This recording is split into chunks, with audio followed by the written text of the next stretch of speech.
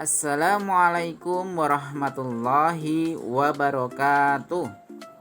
Selamat pagi anak-anakku kelas 3A yang soleh-soleha. Hari ini kita kembali melanjutkan materi tematik tema 1, subtema 4, mengenal pertumbuhan dan perkembangan tumbuhan, pembelajaran ketiga dan pembelajaran yang keempat. Anak-anak, bagaimanakah kabar hari ini? Mudah-mudahan kita semua senantiasa dalam keadaan sehat. Hari ini kita akan belajar yang pertama, bagian-bagian bunga. Yang kedua, pembagian 3 angka dengan 1 angka. Yang ketiga, cara berkembang biak tumbuhan dengan umbi. Dan yang keempat, mengolah umbi-umbian menjadi makanan. Silakan anak-anak dibuka bukunya di halaman 195. Mari sebelum kita mulai pembelajaran hari ini, kita berdoa dengan membaca basmalah. Bismillahirrahmanirrahim. Sudah dibuka bukunya halaman 195 ya. Kita langsung masuk materi yang pertama, yaitu pembelajaran yang ketiga. Bagian-bagian bunga.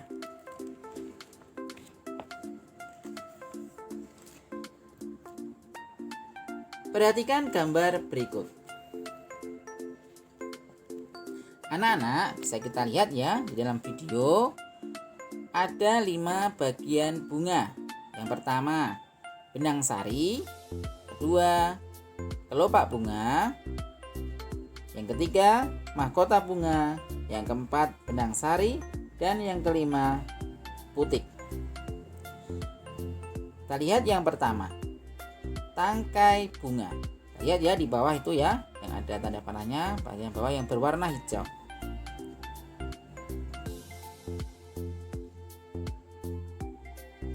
Tangkai bunga merupakan bagian bunga yang masih bersifat batang.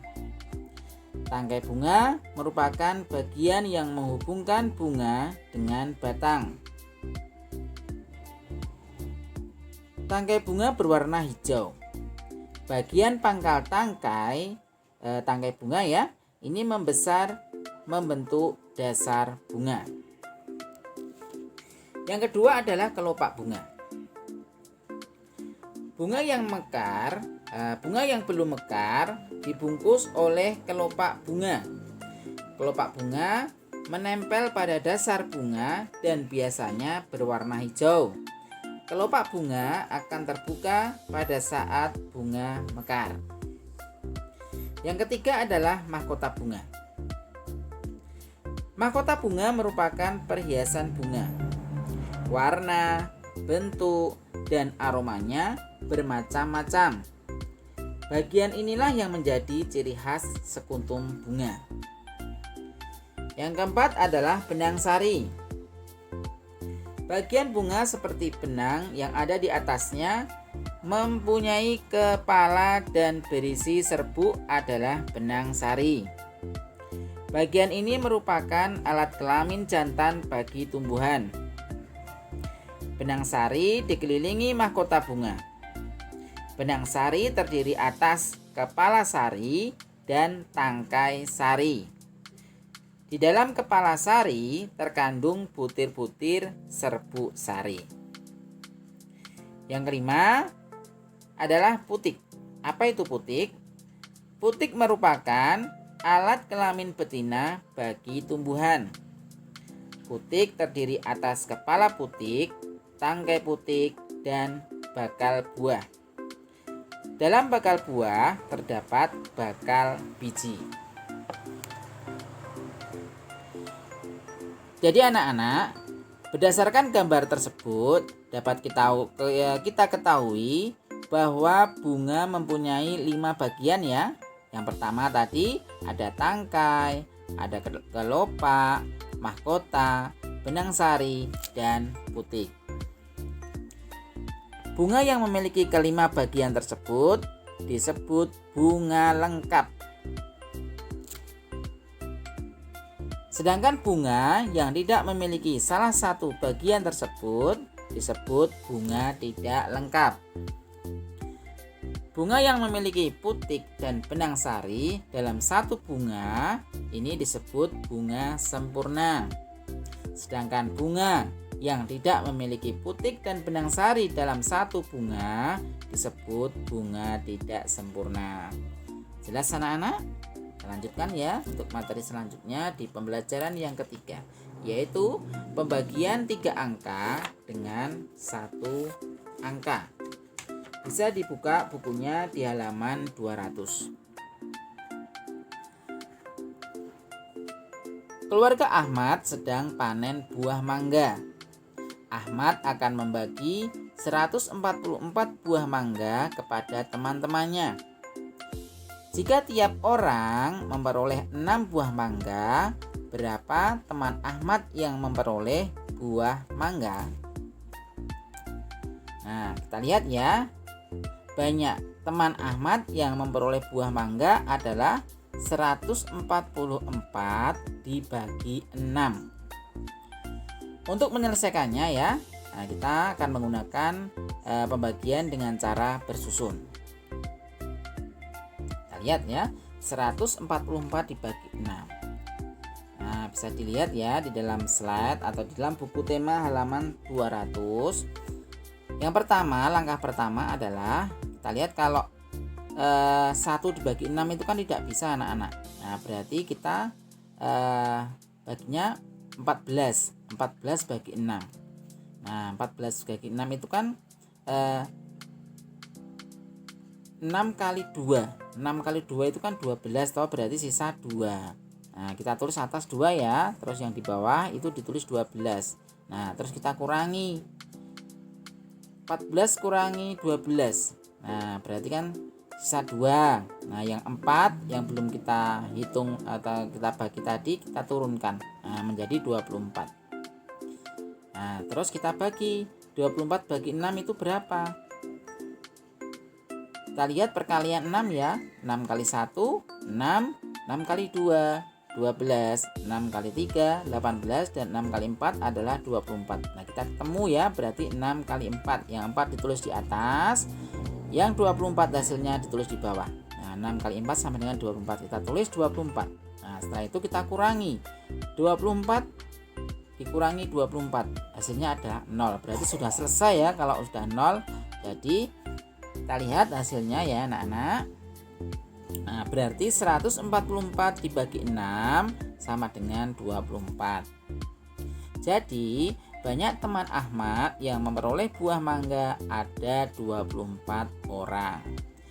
Sekali lagi ya anak-anak, untuk bisa menghitung atau membagi pada soal latihan ini, anak-anak harus belajar menghafal ya, menghafal perkalian 1 sampai 10. Ayo dicoba ya hafalannya, dimulai dari perkalian 2 dulu. Nah, setiap hari diulang-ulang perkaliannya sampai nanti perkalian ke-10 ya, supaya nanti dalam menghitung baik itu perkalian ataupun pembagian, anak-anak bisa mengerjakannya dengan lancar. Jelas anak-anak? Kita lanjutkan untuk pembelajaran yang keempat. Silakan dibuka bukunya di halaman 202. Cara berkembang biak tumbuhan dengan umbi. Perkembang biakan tumbuhan dapat terjadi melalui umbi batang, umbi lapis, dan umbi bakar. Nah, kita lihat ya, apa saja itu maksudnya dari umbi batang, umbi lapis, dan umbi akar. Yang pertama adalah umbi batang. Umbi batang adalah batang. Pada umbi batang terdapat mata tunas.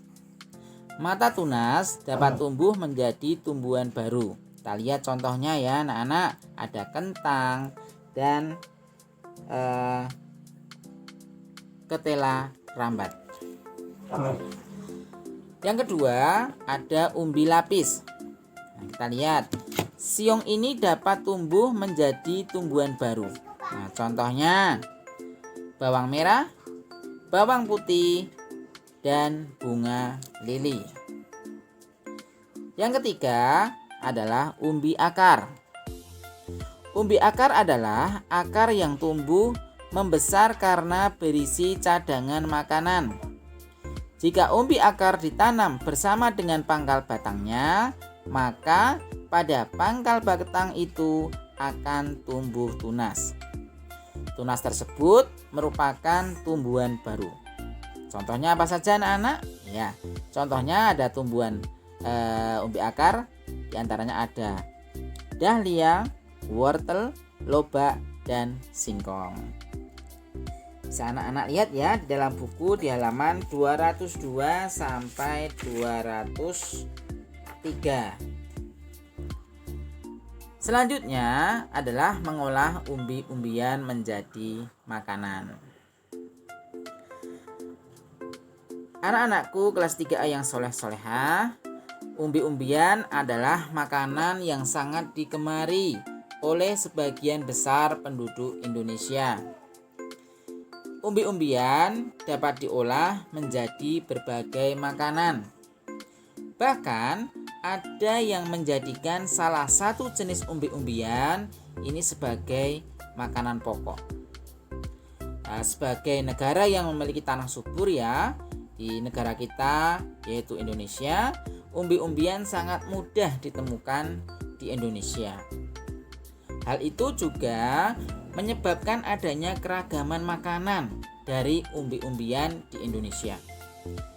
Nah, keragaman ini menjadikan Indonesia sebagai negara yang kaya akan budaya. Akan tetapi, dengan semangat Bhinneka Tunggal Ika, perbedaan itu dapat menjadi tali persatuan. Umbi apakah yang bisa diolah menjadi makanan? Nah, dapatkah kalian menyebutkan makanan yang dibuat dari bahan umbi ya? Nah, kita lihat. Nah, sini Pak Hamzah sampaikan beberapa contoh makanan yang dibuat dari bahan umbi. Kita lihat yang pertama. Nah, di sini ada keripik singkong. Yang kedua, kita lihat ada singkong goreng. Yang ketiga, ada gedok.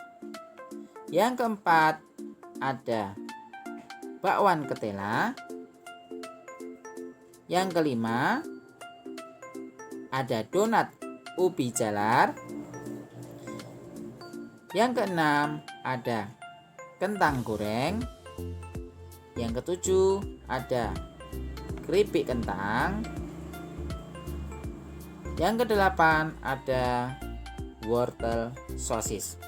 Dan masih banyak sekali contoh-contoh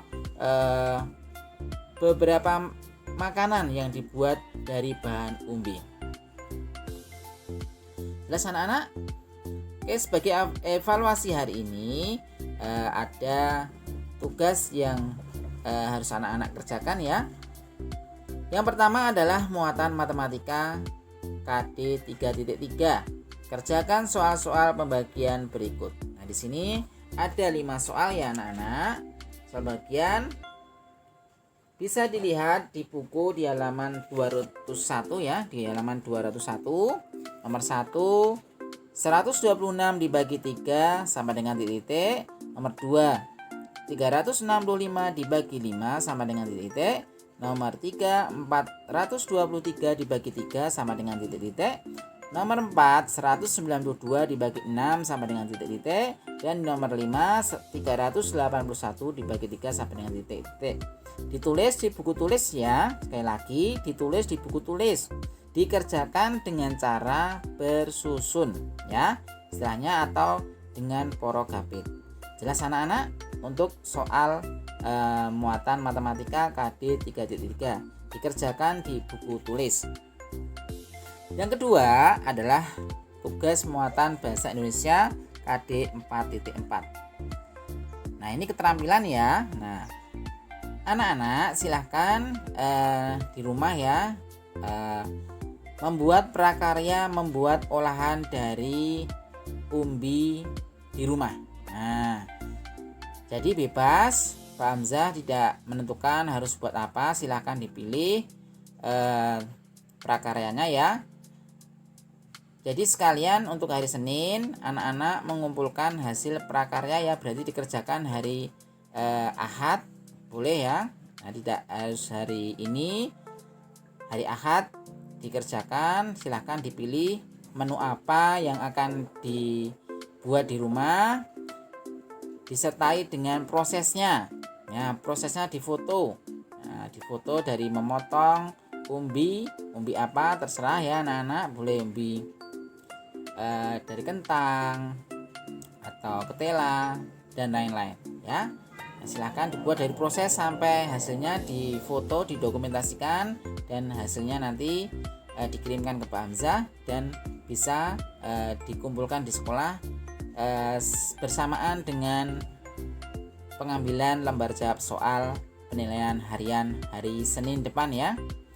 Jelas anak-anak, untuk tugas hari ini ya ada 2. Yang pertama tugas muatan matematika KD 3.4 dan yang kedua adalah muatan bahasa Indonesia KD 4.4 ya, prakarya membuat olahan dari umbi di rumah. Alhamdulillah untuk materi hari ini sudah selesai ya anak-anak. Terima kasih. Mari kita tutup pertemuan hari ini dengan membaca hamdalah. Alhamdulillahirabbil alamin. Assalamualaikum warahmatullahi wabarakatuh.